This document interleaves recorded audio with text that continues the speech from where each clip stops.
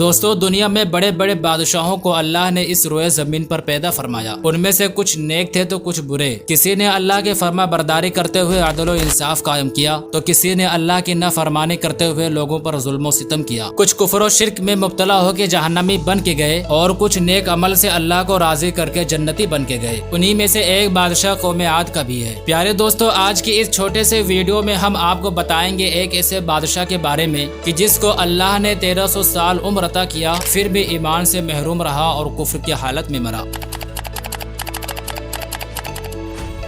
دوستو، حضرت دانیال علیہ السلام جو اللہ کے ایک نبی ہیں، ایک مرتبہ جنگل میں جا رہے تھے۔ وہاں پر آپ کو ایک گنبد نظر آیا۔ آواز آئی کہ اے دانیال ادھر آ۔ حضرت دانیال علیہ السلام جب اس گنبد کے پاس گئے تو معلوم ہوا کہ کسی مقبرہ کا گنبد ہے۔ جب آپ مقبرہ کے اندر تشریف لے گئے تو دیکھا کہ بڑی عمدہ عمارت ہے اور عمارت کے بیچ ایک عالی شان تخت بچھا ہوا ہے، اس پر ایک بڑی لاش پڑی ہے۔ پھر آواز آئی کہ اے دانیال تخت کے اوپر آؤ۔ جب آپ اوپر تشریف لے گئے تو ایک لمبی چوڑی تلوار مردے کے پہلو میں رکھی ہوئی نظر آئی۔ اس پر یہ عبارت لکھی ہوئی نظر آئی: خدا نے 1300 سال کی مجھے عمر عطا فرمائی، 12,000 میں نے شادیاں کی اور 8,000 بیٹے ہوئے، میرے پاس لاتعداد خزانے تھے۔ اس قدر نعمتیں پا کر بھی میرے نفس نے خدا کا شکر نہ کیا بلکہ الٹا کفر و شرک کیا اور خدائی کا دعویٰ کرنے لگا۔ خدا نے میری ہدایت کے لیے ایک پیغمبر کو بھی بھیجا۔ ہر روز انہوں نے مجھے سمجھایا اور ہدایت کا راستہ بتایا، مگر مجھے دولت کا غرور تھا، اسی لیے میں نے کچھ نہ سنا۔ اس کا انجام یہ ہوا کہ انہوں نے میرے لیے بد دعا کی تو اللہ نے مجھ پر اور میرے ملک پر قحط مسلط فرما دیا اور چاروں طرف سوکھا ہی سوکھا پڑ گیا۔ سارے کھیت اور باغات سب تباہ و برباد ہو گئے۔ جب میرے ملک میں کچھ غلہ پیدا نہ ہوا تب میں نے دوسرے ملکوں میں حکم بھیجا کہ ہر قسم کا غلہ اور میوہ میرے ملک میں بھیجا جائے۔ لہٰذا میرے حکم کی تعمیل ہوئی، ہر قسم کا غلہ اور میوہ میرے ملک میں آنے لگا۔ لیکن جیسے ہی وہ غلہ یا میوہ میرے شہر کے سرحد میں داخل ہوتا، فوراً سارے کے سارے وہ مٹی بن جاتے اور ساری محنت بیکار ہو جاتی، کوئی دانہ مجھے نصیب نہ ہوتا۔